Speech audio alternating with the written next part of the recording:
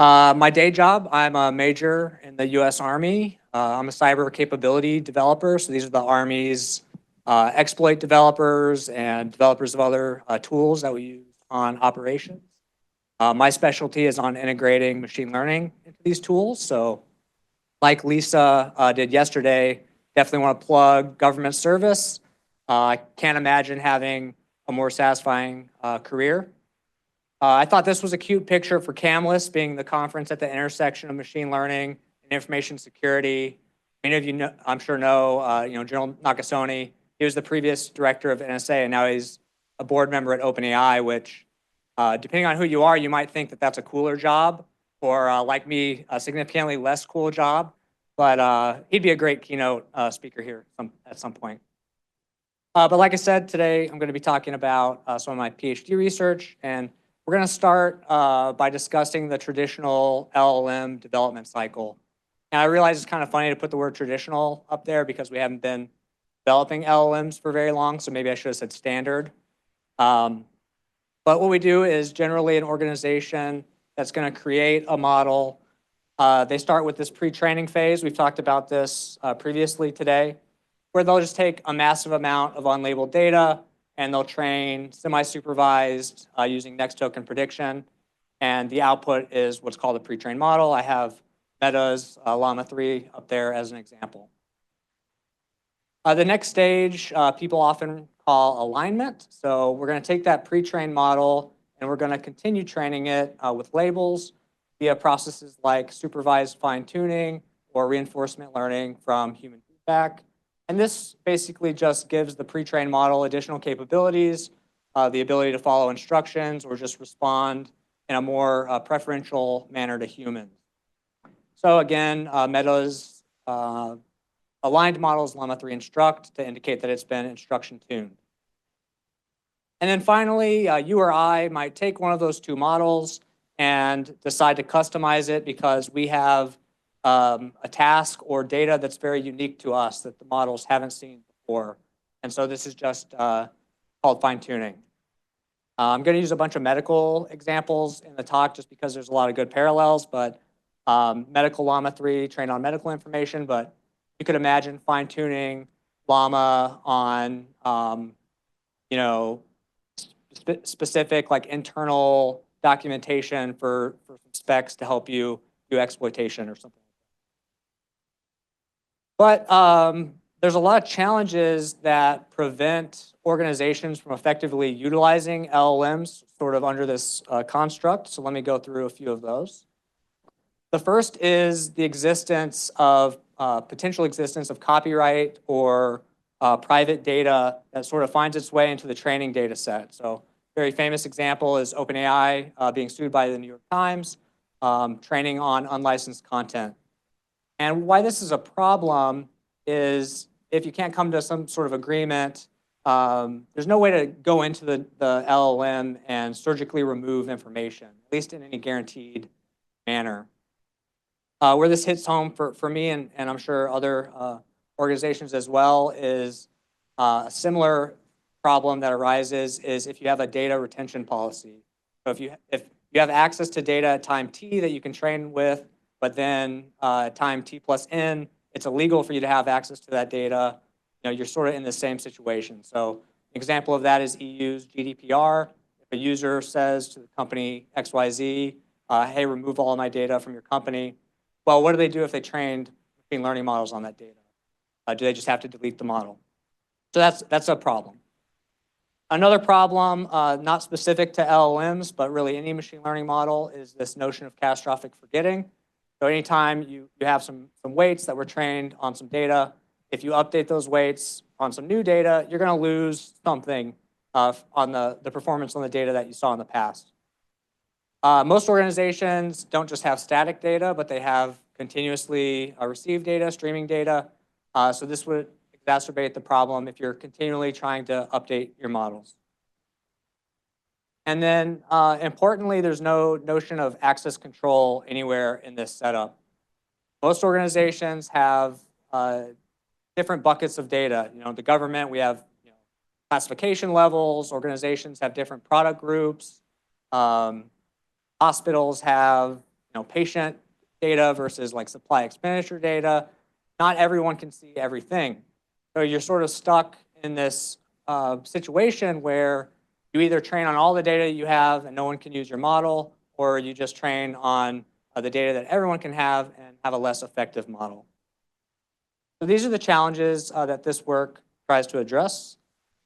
So how do we effectively utilize LLMs in this sort of continuous receipt of training data when users have different access to different parts of the data, and data has to be removable from the models at any given time? And what we're going to do is we're going to use adapters. So someone mentioned adapters, and Laura in the Q&A part of one of the previous talks. How many people are already familiar with the concept of adapters in LLMs?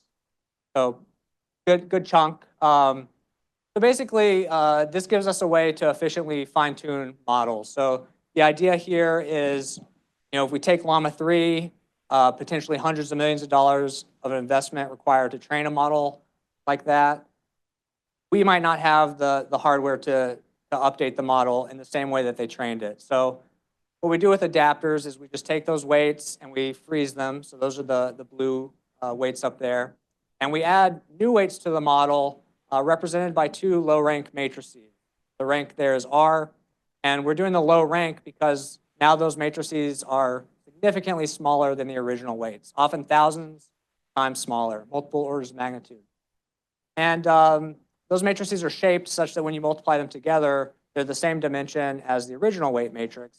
You're getting this full model update, but you're getting it via updating just very few parameters, which is really nice.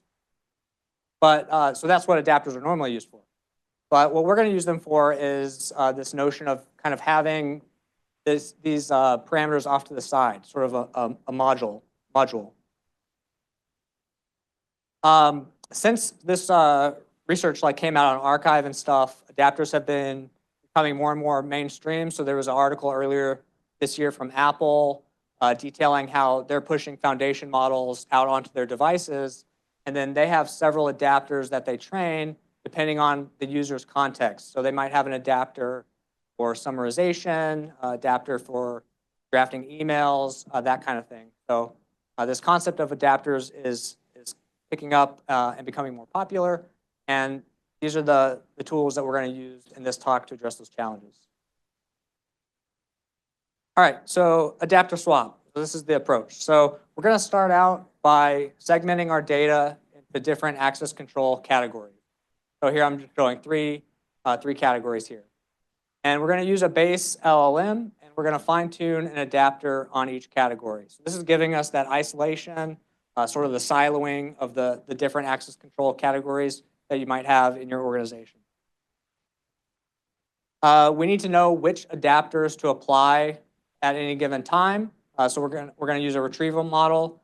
The approach is agnostic to what kind of retriever model you want to use, but I'll detail the one that we use for the paper.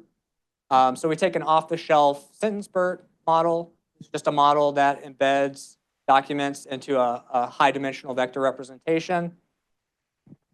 And then what we do is we decompose the high-dimensional representation into a low-dimensional representation using linear discriminant analysis. We're using LDA here because we know which adapter each document is associated with, so those can act as labels.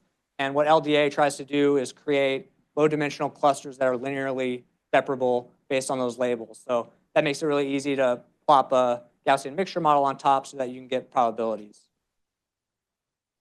So then at inference time, query comes in. We can look at the user's access controls, mask out any adapters that they shouldn't have access to, use the probabilities to combine the adapters that are relevant to the query, and then the user gets a result. And then later, if we need to delete document 6 for whatever reason, we can, instead of throwing away our entire model or any of the or all of the adapters, we only have to delete that single adapter and retrain it with the documents that remain. And again, because these are so small, an efficient and scalable process. So this is just kind of a fun example for what this sort of model gives you. So scenario is this is hospital data, and we have two different users. one's a cardiologist, and one's a member of like the finance office at the hospital. And if you're not from the US, here we pay for our health care. So it might not make sense to you if you're from somewhere else, but both of these users are asking the same query to the model. How much does the average cardiac visit cost? And we have adapters fit on things like billing information, appointment notes, patient records, supply expenditures, and payroll information. Oh, and I forgot to mention that the little shapes, those are kind of, those are representing the different access categories that the users have. So there's some overlap, but the cardiologist, they have that green diamond, which is sort of representing, patient confidentiality type stuff. And the finance office has the Pentagon, which is like the payroll information. So the model is going to mask out any adapters that don't match the user's access categories. And then that retriever model is going to assign probabilities here. So we see for the cardiologist, it's going to attend to the patient record adapter, the appointment note adapter, and billing information, obviously. And for the finance office, they don't have access to the patient information, so it's querying things like payroll and supply expenditures. So then the retrieved adapters are combined and added to the model, and so effectively, each user is getting a different model. The base model plus the adapters that they have access to and are relevant to the query. So in this instance, the model responds to both of them. To the cardiologist, it's responding from the patient's perspective, and from the person from the finance office, it's responding from the hospital's perspective. So this example is trying to show a case where the users are getting different answers to the same question, but both answers are correct.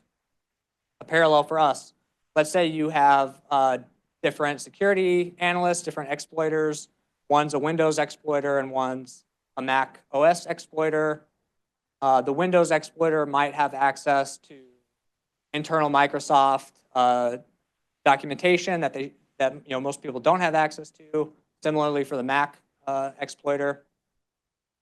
What you would hope if they asked for exploitation advice for some cross-platform binary, that the model would produce different recommendations for the different analysts based on their accesses.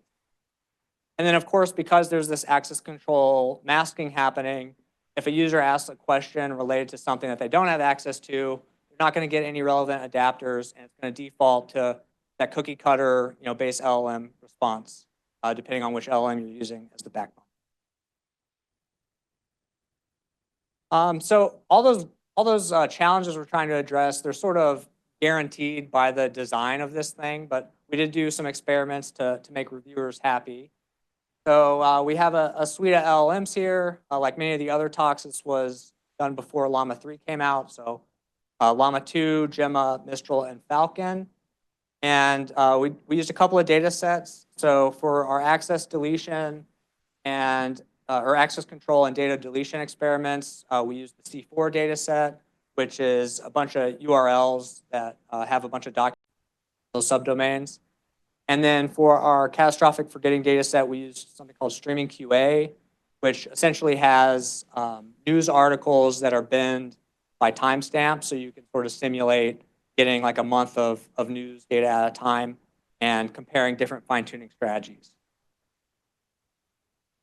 All the results are going to be listed as perplexity, which one of the previous speakers described nicely. The magnitudes, you don't really need to care about those. Perplexity, lower number is better. So we'll just compare across the different columns here. So the access control experiment is basically if we try to complete a document from our database with access to the adapter that saw the document, how well does the model complete that document if it's trying to generate it from scratch? And then if we remove that adapter and try to do the same thing, we see that all the perplexities jump to crazy high values. So that's good. The forgetting experiment's a little bit more interesting. So the way that this approach is mitigating forgetting is you're never having to, unless a document is deleted, you're not updating any of the parameters. So once you have an adapter, you can always load it in later and get the same results. So we're showing kind of this constant performance. Two alternative strategies that are very common. So the orange line RT, that's if month by month as new data comes in, what if I just retrain the whole thing? And so as you get more data, you start to get a drop off. We're evaluating the first month, by the way. So new data comes in, we see how well can we reconstruct that first month of data over time. You see this drop off and then sort of a plateau. And then the blue line is what if we just incrementally fine tune? So we'll take the weights from month T, and then we get data from month T plus 1. We'll just update the month T weights. And then again, we'll try to evaluate on the first month. And it does even worse. And then for the purge experiment, similarly, how well do we construct documents before we delete a piece of data? And then if we delete the piece of data, retrain that adapter, obviously we're going to do much worse. So again, it's kind of silly to show these results because by design, we get the guarantee. There they are. So there's a lot of cool follow-on work that I've done since this. The first two papers listed there, the sort of readapt line, definitely highly recommend you check out. So this is on improving fine-tuning. And the cool idea in readapt is there's this problem when we fine-tune these base models, especially if you just have unlabeled data. Do you fine-tune the pre-trained model or do you fine-tune the instruction tune model? And what you find is you can fine-tune the pre-trained model just fine because you're also doing next token prediction on your unlabeled data. But then you lose all the investment that company did or whoever did on the instruction tune model. You don't have any of those capabilities. But if you fine-tune instruct model on your unlabeled data, you're going to damage the instruction tuning. It's not going to work as well. You might know more about your domain, but you, again, are losing capabilities.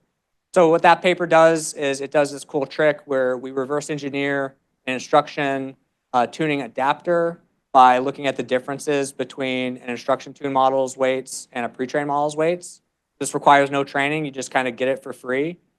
This isolates the instruction tuning, and then you can fine-tune the pre-trained model and then just add that instruction adapter that you reverse engineered back toward the end. We did similar things with retrieval models, which is the readapt IR paper. And then Spectre, just keep an eye out on it. This is what I'm currently working on. So it's an approach that obviates the need to have that retriever model that I talked about. It will add inference time, determine which adapters are both relevant and how to merge them in a zero-shot way, which is pretty cool.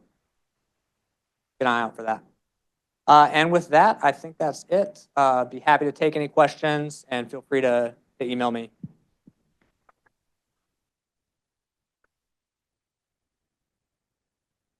Great. Thank you so much, Will. I'll get us started while we pass the microphone around. Could you real quick go back to your medical slide, the medical use case? I just wanted to clarify my understanding. So is the selection of the adapters, are you just selecting one adapter, or is it a mixture of adapters? Right, yeah. In the paper, we compare different things. This is a top 3, which is similar to what some similar works that don't have any like this access control stuff have going on. 3 is a good number of adapters to mix. But yeah, we also compare with what if you just select the top 1, and then a lot of this follow-on research and research that a lot of other people are doing are leading to other ways to sort of merge adapters. This model merging field is kind of taking off right now. So what you do in practice might change based on where the research is heading right now, but the simple, like, let's just take the top 3 works. Okay, great.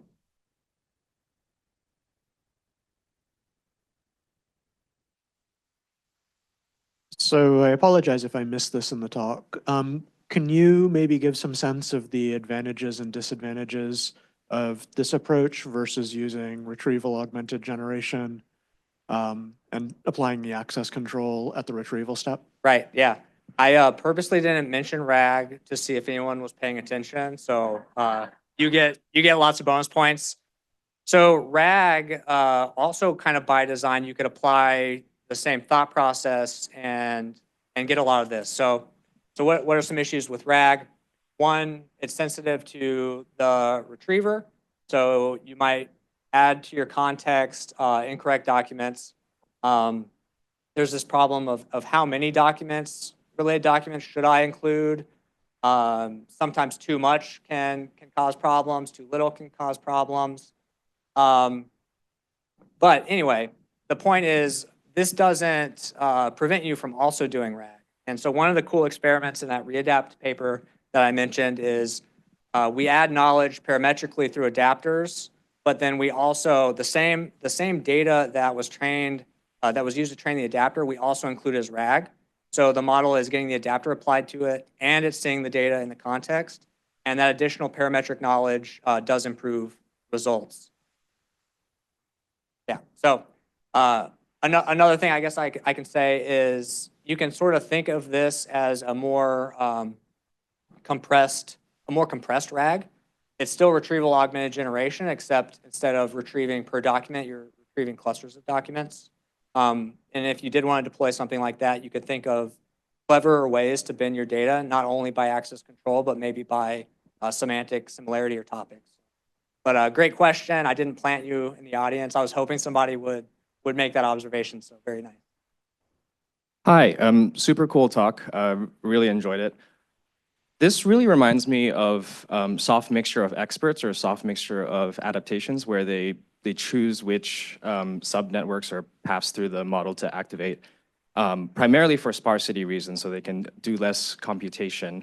It seems like you're doing something very similar, but with like a sort of like data bucketing approach. Can you talk more, like a little bit about how this work relates to that body of work? Yeah, exactly. So that would go back to the point where the retriever that you use, this framework is sort of just an idea. You can plug and play with different retrievers, and the sparse mixture of experts would be one of the ways you could go about implementing that middle layer.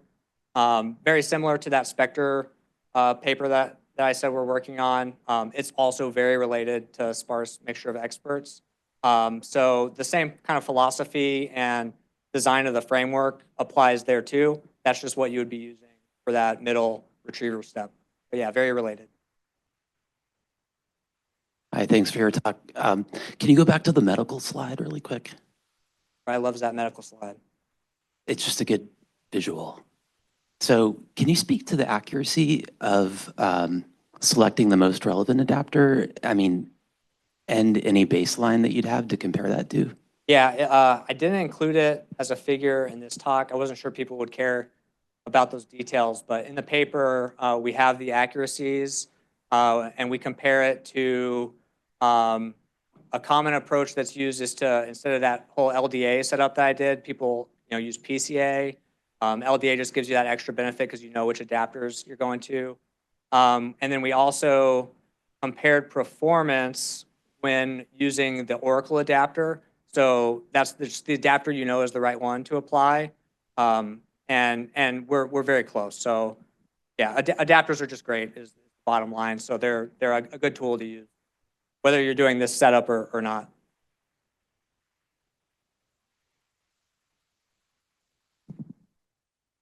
Yeah, thanks for the talk. Super interesting. Yeah, I feel like the most mind-bending part of this is the idea. Tell me if I got this right, that you can average your, I guess, LoRa adapters, and then somehow that just works out that the model knows about all of those different adapters. I'm wondering if you have any results or intuition about how far you can push that. So I mean, if if one LoRa is training the model to engage in Shakespearean dialogue, and another LoRa is training it to write like Ernest Hemingway, what happens when you average those adapters? And it's yeah. Anyways, just curious about sort of how far you think you can take that in averaging knowledge bases. Yeah, so there's a whole subfield of model merging that I mentioned is becoming very popular right now that deals with this. So if you go on the PEF, the parameter efficient fine tuning library from Hugging Face, they've incorporated some merging techniques in the library already. So what we're doing here is just a simple average, and that works for small numbers of adapters. It does not work for a large number of adapters. All the information is going to wash out.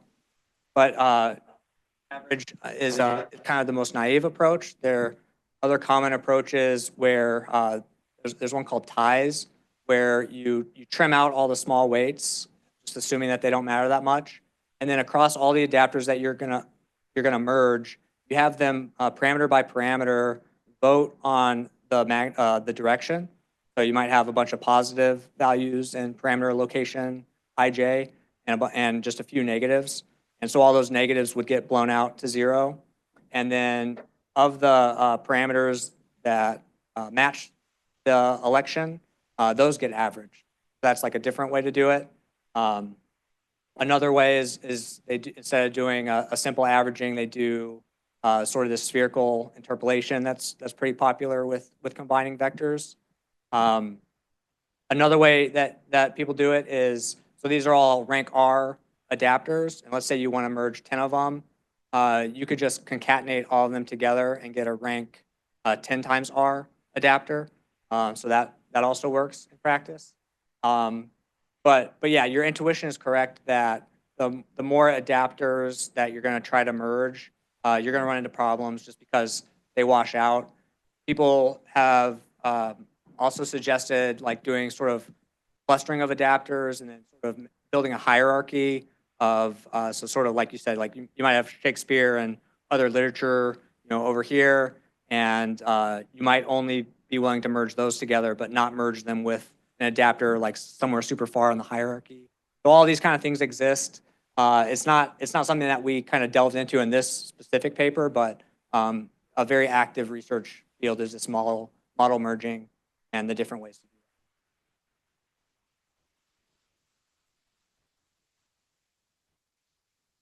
it. You might be touching on this in your next paper you were mentioning, but and research you've done or read about with having the adapters are used in the model itself as opposed to side channel information that's on the overall.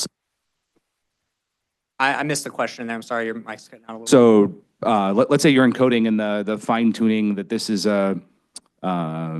Do you have like a notion of the agent or as a instruction? So in the model itself, it should know, or potentially could know, this is the cardiologist. And so because of that, I want to, as an extra, say, layer in the model of some kind, like use these adapters, like as a signal in the model versus you have some out of band thing that's deciding how am I, which adapters I'm using for this particular use case.